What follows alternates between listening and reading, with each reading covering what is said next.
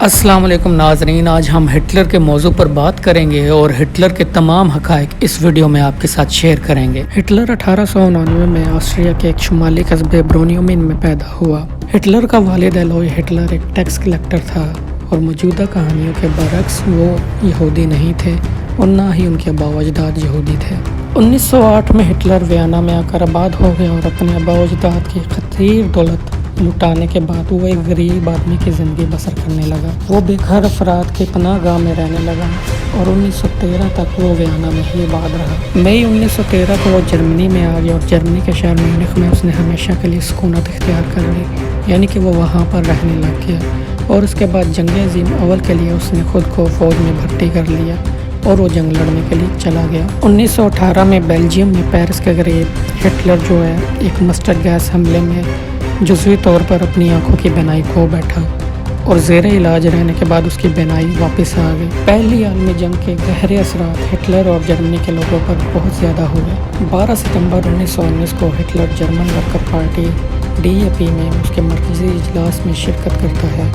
یہ وہی پارٹی ہے جو ہٹلر کی قیادت میں بعد میں نازی پارٹی کی شکل اختیار کر لیتی ہے۔ 8 اور 9 نومبر 1923 کو ایڈولف ہٹلر اپنی نازی پارٹی کی سرکردگی میں ایک اتحادی حکومت کا تختہ الٹنے کی کوشش کرتا ہے۔ یہ ترکیب ناکام ہو جاتی ہے۔ ہٹلر اور دیگر افراد کو غداری کے الزام میں گرفتار کر لیا جاتا ہے۔ 25 نومبر 1923 کو ہٹلر کو غداری کے جرم میں 5 سال قید کی سزا سنا دی جاتی ہے، البتہ وہ صرف 1 سال قید گزارتا ہے اور وہاں وہ اپنی کتاب مائن کیمپ یعنی کہ میری جدوجہد کتاب لکھتا ہے۔ اس کتاب کو 2 حصوں میں تقسیم کیا جاتا ہے اور یہ دونوں 1925 اور 1926 کو شائع کی جاتی ہیں، لیکن یہ کتاب بہت زیادہ مشہور ہوتی ہیں اور 10 لاکھ کاپیاں ان کی جرمنی میں بکتی ہیں۔ 1925 کو ہٹلر SSS یعنی حفاظتی دستے کی تشکیل دیتا ہے۔ نازی اقتدار کے دوران SSS نہ صرف پولیس فورس اور حراستی کیمپوں کے نظام کا نگران تھا بلکہ سیکیورٹی، رنگ و نسل کی شناخت، آباد کاری، آبادی سے متعلق پالیسی اور انٹیلیجنس کی نگرانی بھی اس کے ذمہ ہوتی ہے۔ 10 اپریل 1932 کو جرمنی کی صدارت کے لیے ہٹلر خود کو کھڑا کرتا ہے، لیکن ایک بزرگ جنرل پال وون ہنڈنبرگ سے شکست کھا جاتا ہے۔ جنوری 1933 کو ایڈولف ہٹلر کی نازی پارٹی اقتدار میں آ جاتی ہے اور ایڈولف ہٹلر وائس چانسلر کے لیے مقرر کر دیا جاتا ہے۔ 23 مارچ 1933 کو جرمنی کی پارلیمنٹ کی عمارت کو آگ لگا دی جاتی ہے اور اس کے بعد انیبلنگ ایکٹ جو ہے وہ لگا دیا جاتا ہے۔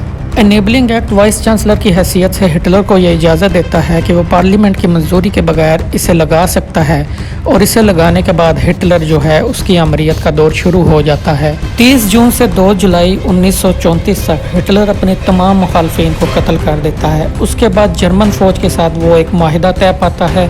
اس کے بعد ہٹلر مکمل طور پر طاقتور ہو جاتا ہے اور اسے فیورر یعنی کہ لیڈر قرار دے دیا جاتا ہے۔ اس طرح ہٹلر مکمل طور پر طاقتور ہو جاتا ہے۔ 1936 کو ہٹلر برلن میں اولمپکس کا افتتاح کرتا ہے۔ ایک نئے مضبوط متحد جرمنی کے تصور کو اس میں فروغ دیا جاتا ہے۔ 30 ستمبر 1938 کو ہٹلر جرمنی کے شہر میونخ میں ہونے والی کانفرنس کے دوران برطانیہ، اٹلی اور فرانس کے رہنماؤں سے ملاقات کرتا ہے، جس میں یہ ممالک جرمنی کی طرف سے امن کی ضمانت پر سوڈیٹن لینڈ پر جرمن قبضے پر رضامندی ظاہر کر دیتے ہیں۔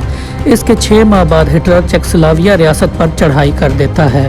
12 مارچ 1938 کو جرمن فوجیں آسٹریا کی طرف مارچ کرتی ہیں۔ جرمن فوجیں دوپہر کے وقت آسٹریا جرمن سرحد پر واقع ہٹلر کے آبائی شہر برونو آن دائن پار کر لیتی ہیں۔ دوسرے روز آسٹریا کی جرمن سلطنت میں ادغام کا اعلان کر دیا جاتا ہے۔ 15 مارچ کو ہٹلر آسٹریا کے دارالحکومت ویانا میں داخل ہوتا ہے، جہاں 2 لاکھ افراد اس کا استقبال کرتے ہیں۔ 23 جنوری 1939 کو جرمن پارلیمان میں ایک تقریر کے دوران ہٹلر کہتا ہے کہ ایک اور جنگ یورپ سے یہودیوں کا خاتمہ کر دے گی۔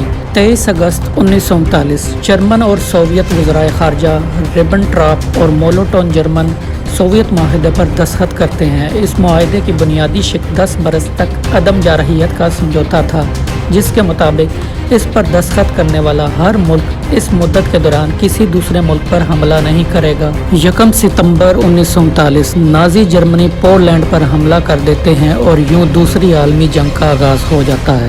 नाजरीनों कराम, ये था पार्ट 1। मिलते हैं पार्ट 2 में। तब तक के लिए चैनल को सब्सक्राइब करें, कमेंट करके अपनी राय का इजहार ज़रूर करें। मिलते हैं अगली वीडियो में। अल्लाह हाफिज़।